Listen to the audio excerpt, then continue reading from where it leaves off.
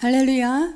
주님의 귀한 말씀을 가지고 부족하지만 제가 이렇게 올라왔습니다. 그러나 부족한 저로 인해서 하나님이 여러분에게 주실 그 형통함의 축복이 없는 건 아닙니다. 부족하지만 저를 사용하시는 하나님의 그 형통함이 이 강단을 통해서 여러분에게 임하실 줄 믿습니다. 이제 벌써 11월 오늘 한 주만 지나면 11월 한 달도 이제 다 가죠. 그러면 이제 내년 2024년을 맞이하게 됩니다. 언제 이렇게 지나가는지 모르겠어요. 그래서 우리 이제 더뉴스 교회도 담임 목사님 통해 새 목표와 표현을 이렇게 주님으로부터 또 받게 될 것입니다. 본문도 마찬가지 모세에 이어서 여호수아가 새 지도자로 이렇게 임명이 되어서 하나님의 명령을 받게 되는 장면부터 시작이 됩니다. 마찬가지 우리 가정과 교회, 나라가 형통한 한 해로 시작되기 소망하면서 오늘 이 시간 함께 은혜를 나누고자 합니다. 자, 본문 1, 2절을 먼저 살펴볼게요. 1, 2절에 보면은 애굽에 종살이를 하다가 출애굽의 광야 40년을 보낸 그 이스라엘 백성들을 이끌어내었던 모세의 뒤를 이어서 여호수아가 새 지도자로 임명을 받아서 이스라엘 하나님 백성을 이끌어 요단강을 건너 가나안 땅으로 가라, 이렇게 명령을 받는 내용이 1절, 2절입니다. 그리고 3, 4절의 말씀은 보면 하나님의 이 명령은 무엇입니까? 곧 이스라엘 백성에게 약속의 축복으로 다가와서 그들에게는 그 약속을 받고 꿈이 됩니다. 그들에겐 꿈이 되었어요.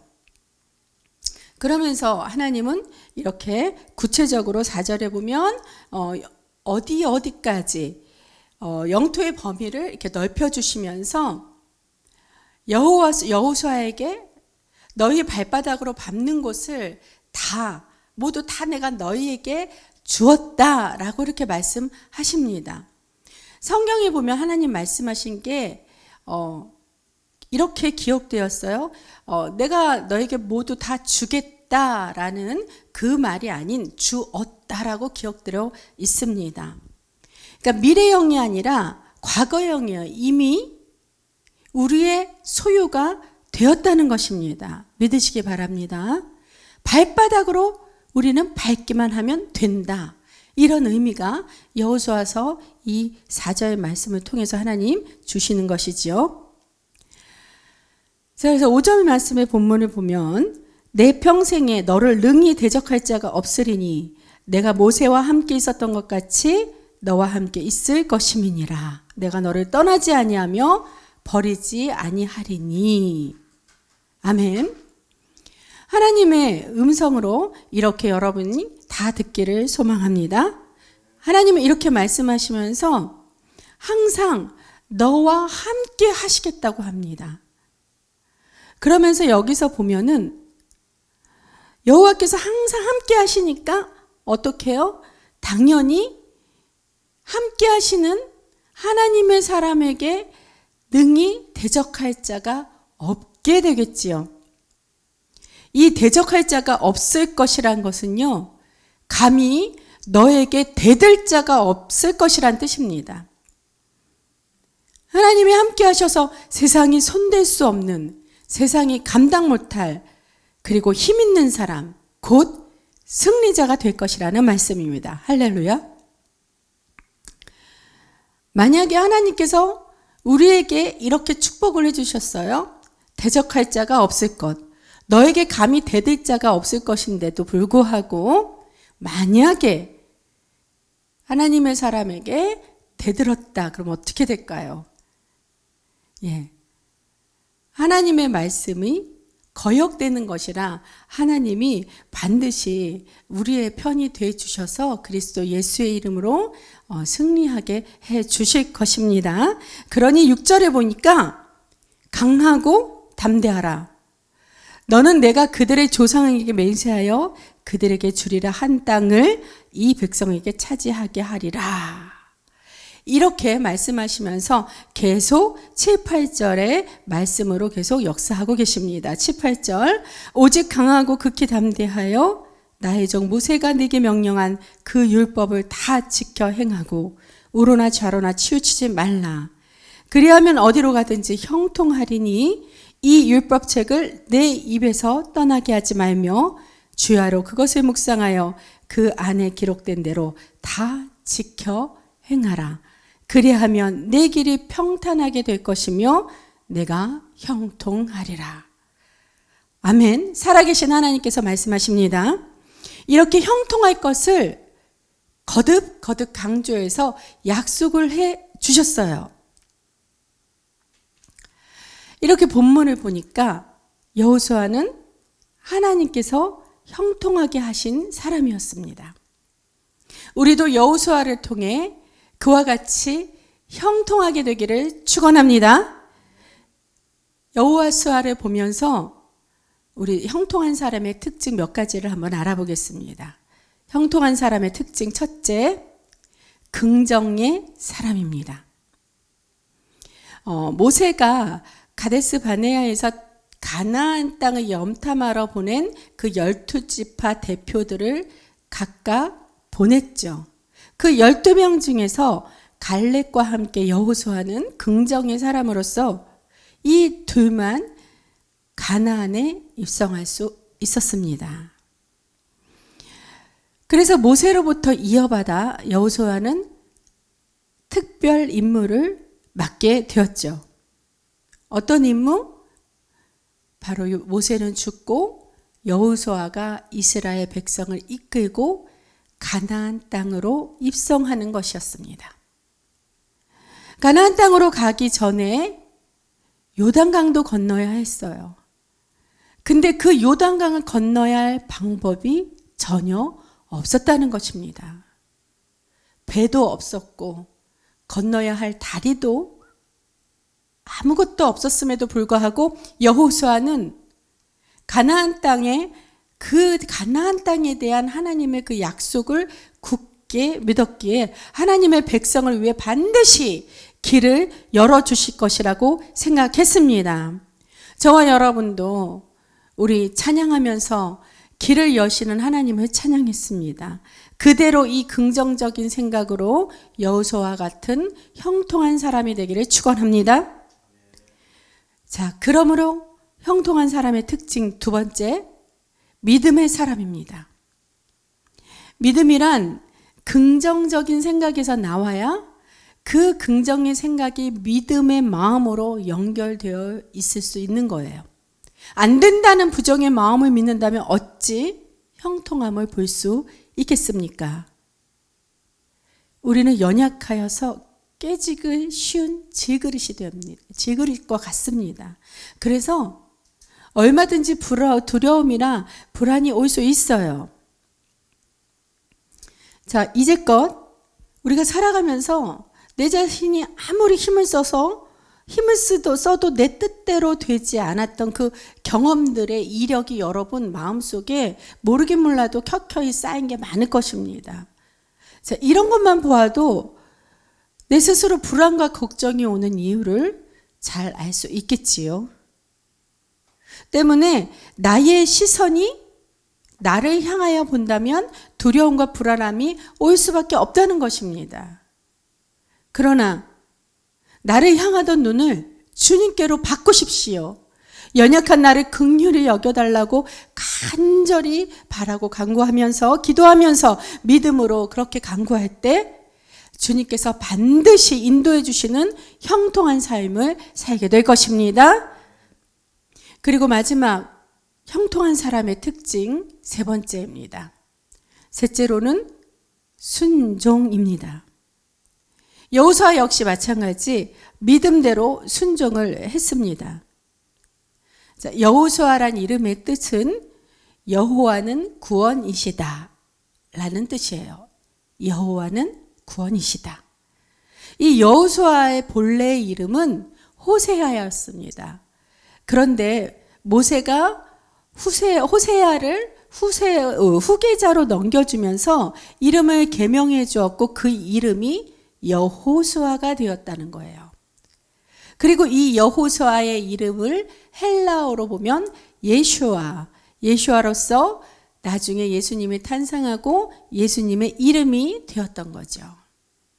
그래서 성경에서 이 이름이 의미하는 것은요, 여호수아가 예수님의 예표가 된 것입니다. 그래서 순종이라는, 우리가 그 말을 마음속에 새겨보면요, 순종의 극치를 보여주신 분이 바로 우리 예수님이시라는 거예요. 예수님의 순종은 십자가에서 절정에 이르렀습니다. 예수님께서 하나님의 말씀대로 순종하심으로 온 인류가 복을 받았지요. 할렐루야. 하나님의 말씀대로 순종할 때 우리는 복을 받는다는 것입니다. 근데 왜 불안해하고 염려합니까? 그것은 온전하게 순종하지 못한 결과이기 때문입니다. 모든 것을 하나님께 맡겨야 합니다. 하나님께 모든 것을 맡기면 마음이 평안합니다. 맡기지 못하고 내가 그 문제를 가지고 내가 그 문제를 해결하기 때문에 내 입에서 자꾸 큰일 났다, 어떻게 하면 좋을까, 걱정이다, 이런 말이 서슴없이 나오는 것입니다. 그러나 순종하는 사람은 마음이 평안합니다. 순종하는 그 삶 자체가 평안입니다. 순종하며 살 때 더 이상 초조해하지 않는 것입니다. 따라서 순종하며 사는 사람은 복을 받습니다. 불순종하여 삶에 문제가 생겼다면 거꾸로 순종하여서 문제를 해결해야 한다는 것입니다.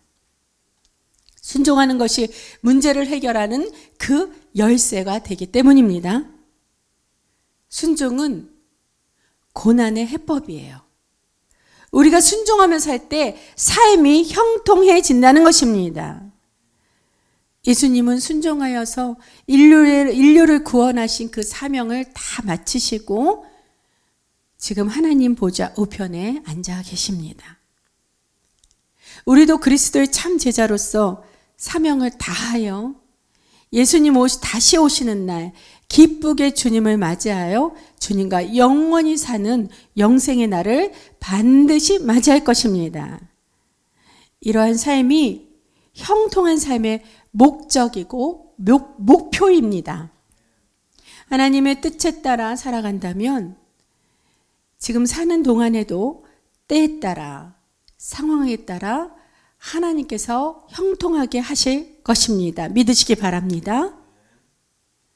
여호수아처럼 하나님의 뜻을 분별하면서 지혜롭게 살아갑시다. 자, 저와 여러분의 사명은 무엇입니까? 예수님처럼 인류를 위한 십자가를 지는 것일까요? 예수님은 죄도 흠도 한 점 없으신 분이시기에 죄를 대속하셨어요. 당연히 죄 있는 우리를 그 누군가가 대신 짊어지고 그 죄를 대속한다면 그 짊어지는 분은 죄가 아무것도 없어야 합니다. 내가 내가 진짜 물질로도 빚을 많이 진 사람인데 다른 사람의 더 많이 빚을 진 다른 사람의 빚까지 내가 갖고 와서 갚을 수 있겠습니까? 물질로도 내가 빚이 아무것도 없고 정말로 내가 능력이 있어야 다른 사람의 빚을 내가 가져와서 그 사람의 빚을 갚아주고 탕감할 수 있는 것과 마찬가지로 우리는 너무 많은 죄를 아담으로부터 그렇게 물들고 세상에 사는 그 날 동안에도 많은 죄를 지었기 때문에 우리는 인류를 구원할 수 있는 그러한 십자가를 질 자격이 없다는 거예요. 그러나 인류를 위한 십자가는 우리가 지지 못하더라도 내 십자가, 내 자기 십자가는 질 수 있어야 하지 않겠습니까? 내 죄를 못 박아서 다시는 같은 죄를 저지르지 않기 위해 회개의 영을 부어달라고 간절히 기도하는 것입니다. 하나님께서 형통함의 복을 주시기 위해 말씀하신 것 중에 하나가 믿음인데, 이 믿음을 주님으로부터 선물을 받으려면 믿음은 거룩한 것이기에 내 죄도 깨끗이 씻음받아 먼저 거룩하게 돼야 된다는 것이에요. 그래서 우리가 믿지 못했던 이 불신도 죄가 된다는 것이죠. 만물의 주인이신 하나님을 믿지 못한다면 그 누구를 믿겠습니까? 그러므로 우리 불신의 그 죄를 용서함 받아야겠습니다. 7절에 보면 그래서 율법을 다 지켜 행하여 우로나 좌로나 치우치지 말라고 합니다. 8절에서도 보면 같은 얘기가 반복이 돼요. 율법책을 입에서 떠나지 말게 하고 주야로 묵상하여 지켜 행하라고 합니다. 그래야 네 길이 평탄하게 될 것이며 내가 형통하리라고 합니다. 이 말씀대로 살아가야 할 텐데, 근데 우리가 어떻게 율법을 다 지켜 온전한 사람이 될 수 있겠냐는 말이에요. 그렇다면 우리는 형통한 사람이 될 방법이 전혀 없다는 겁니까? 잠언 4장 23절에 이런 말씀이 있어요. 모든 지킬 만한 것 중에 더욱 내 마음을 지키라. 우리가 지킬 것이 한두 가지가 아니라는 겁니다. 다 지켜야 되는데 그 중에서 가장 지켜야 될 것 바로 무엇이라고 말씀하십니까? 내 마음이라고 합니다. 왜? 계속해서 잠언 4장 23절 말씀 후반절에 이유에 대해서 나오죠. 생명의 근원이 이에서 남이니라. 어디에서 난다고요? 생명의 근원이 바로 예수 그리스도 십자가 보혈, 예수 그리스도로부터 나오기 때문에 그 예수 그리스도를 내 마음속에 지킬 그러한 마음에 예수 그리스도를 모시고 항상 지키고 살아라라는 것입니다. 늘 하나님의 말씀을 마음속에서 묵상하면서 예수님과 동행하면서 살라는 그 말씀입니다. 할렐루야. 우리가 얼마나 예수님의 십자가 보혈로 예수님 덕분에 얼마나 그 은혜로 우리가 이것 하나만 지키면 하나님께서 형통하게 하신다는 그 말씀의 약속을 우리가 이 하나만 받으면 지킨다면 정말 받을 수 있는 것입니다. 이 성경 66권에 있는 말씀을 우리가 어찌 이렇게 다 지킬 수 있겠습니까? 지켜야죠. 지키도록 노력해야 됩니다. 그러나 우리 스스로는 지킬 수 없기에 항상 우리 마음속에 예수님을 모시면서 예수 그리스도의 능력과 예수 그리스도 보혈의 피를 의지하면서 우리가 항상 함께 살아간다면, 그리고 내가 그렇더라도 연약함에 부족함에 저지르는 죄가 있다면 늘 회개하고 깨끗이 씻음받아 거룩함으로 예수님과 손잡고 항상 동행할 때 형통함의 축복이 있을 줄 믿습니다. 그런데 사단은요, 이 꼴을 볼 수가 없는 거예요. 하나님의 백성을 무너뜨리기 위해서 말씀을 묵상하게 하는 것이 아니라 자꾸 염려를 묵상하게 만든다는 것입니다. 사람을 보면서 사람을 묵상하게 만들고 환경을 보면서 환경을 묵상하게 만들어요. 그러니 저 사람이 내 뜻대로 되지 아니하니 속이 상하니 화도 나고 화가 나니 분을 냅니다. 소리를 지릅니다. 환경을 묵상하게 만드니 감사한 줄 모르고 나는 왜 여기에서 머물러나 하나 신세 한탄을 합니다. 우리 이렇게 염려를 묵상하면 묵상할수록, 사람을 묵상할수록, 환경을 묵상할수록 내 마음이 상하지만 하나님의 말씀을 묵상하면 새 힘이 솟아납니다. 믿으시기 바랍니다. 그래서 빌립보서 4장 6절 7절 말씀 우리 이렇게 다 하는 말씀이에요. 아무것도 염려하지 말고 다만 모든 길에 기도와 간구로 너희 구할 것을 감사함으로 하나님께 하려라. 그리하면 모든 지각에 뛰어난 하나님의 평강이 그리스도 예수 안에서 너희 마음과 생각을 지키시리라고 했습니다. 할렐루야. 이 내 마음을 지키는 것조차도 내가 어찌할 수 없고 누가 지켜주신다고요? 그리스도 예수님이 너희 마음과 생각을 지키시리라고 이렇게 말씀을 통해 또 약속해 주셨습니다. 이 말씀을 붙들고 예수님을 놓치지 않는 지혜가 여러분 생활에, 삶에 늘 함께 하기를, 형통하기를 축복합니다.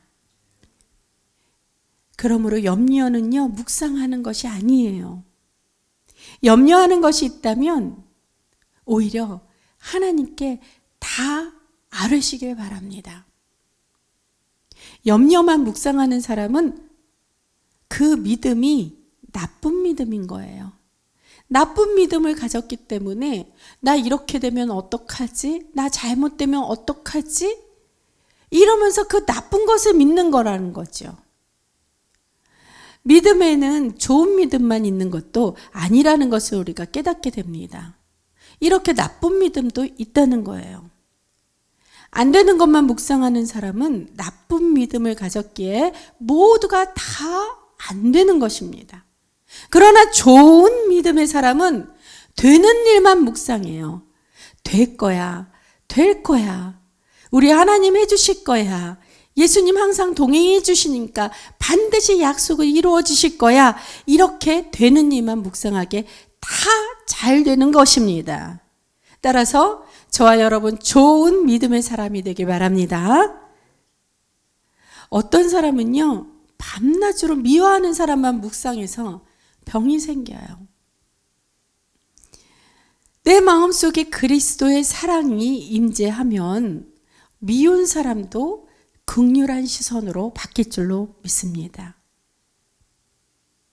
그러므로 염려와 사람을 묵상하지 말고 하나님의 말씀을 묵상하기를 거듭거듭 권면합니다. 그러면 우리 심령에 불이 붙어요. 어떤 불? 성령의 불입니다. 이 성령의 능력에 폭발하는 능력이 나타나면서 영혼을 사랑하는 마음이 생기고 용기가 생깁니다. 그 용기와 영혼 사랑하는 마음으로 예수님이 공생애 동안 하시던 그 사역에 마찬가지 저와 여러분이 예수님의 뒤를 이어서 복음을 증거하고 살아간다면 저와 여러분은 하나님, 예수님의 기쁨이 되실 것입니다. 이 사역이 저와 여러분의 사명이며 형통한 길인 줄로 믿습니다. 우리 교회가 주님을 찬양하면서 복음을 증거하기 위해 일찍부터 우리는 이 교회를 설립할 때부터, 아니 이미 저와 우리 담임 목사님은 평신도부터 선교의 비전을 가지고 그 선교에 주력하며 찬양하면서 그렇게 나아가고 있습니다. 그래서 이 더뉴스 교회를 세워주시고 이 더뉴스 교회의 장로교회에 허락하시는 대로 우리가 순종하면서 나아가게 소망하면서 여러분과 함께 기도로 중보로 부탁하고 함께 기도하길 소망합니다. 여호수아를 통해 가나안을 입성하여 그의 삶이 형통한 것처럼 저와 여러분 우리 교회 모두가 가나안 입성까지 다 되어 형통한 축복 받으시길 축원합니다. 복음을 전하고 선교하며 영혼 살리는 일에 우리가 말씀대로 순종하며 살아갈 때 물질이나 건강, 권세, 이 모든 도구들이 형통하게 풀려지는 역사함이 있을 것입니다. 믿으십니까? 그러나 우리의 노력으로는 형통할 수 없다는 거예요. 우리들이 아무리 꿈이 있어도 하나님께서 뒤에서 밀어주시지 않으면 안 되기에 우리가 믿음이 필요한 것이란 것입니다. 어떤 믿음? 바로 좋은 믿음. 그리고 이 좋은 믿음은 된다는 확신은 행하는 믿음으로 발전이 되는데, 이 행하는 믿음으로 말미암아 진정한 믿음으로 되는 것이고, 이 믿음이라는 건 하나님을 사랑하게 될 때에 생기는 것이 믿음입니다. 왜냐? 하나님을 진정으로 사랑해야 하나님의 계명을 지킬 수 있기 때문입니다. 인간관계에서도 사랑하는 사람이 싫어하는 행동이라면 하지 않고 삼가려 하지 않겠습니까? 그리고 내가 사랑하는 사람이 무엇을 원하고 있을까? 그 원하는 것만 해주려고 하지 않겠습니까? 하나님을 사랑하며 말씀을 따른다면 하나님께서는 우리를 형통하게 해주시겠다고 약속하셨습니다. 말씀에 순종하기를 어렵게 생각하지 마십시오. 우선 하나님이 저와 여러분을 사랑하셨듯이 하나님을 사랑하는 그 사랑의 마음부터 시작해 보시면, 하나님이 사랑하고 예수님이 너무너무 사랑해서 자다가도 너무 기뻐 그 사랑 때문에 깰 것입니다. 그래서 정말로 주님의 사랑 때문에 내가 아무 염려 걱정도 없이 살아가면서, 그것이 곧 내 마음에 예수님을 묵상하는 것이 말씀을 묵상하는 것 아니겠습니까? 그것이 곧 형통함인 줄 믿습니다. 그래서 만사 형통의 비결은 곧 하나님을 사랑하고 하나님을 사랑하는 그 마음으로 말씀을 지켜내는 것입니다. 할렐루야.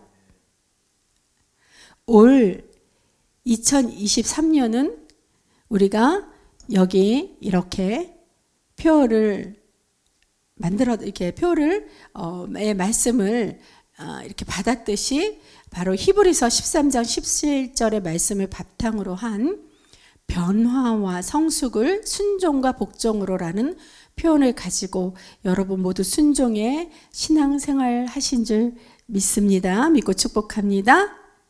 그러나 혹 순종하지 못한 아쉬움이 많이 남아 있으신 분이 만약 계시다면 이제부터라도 하겠노라고 결단하시기 바랍니다.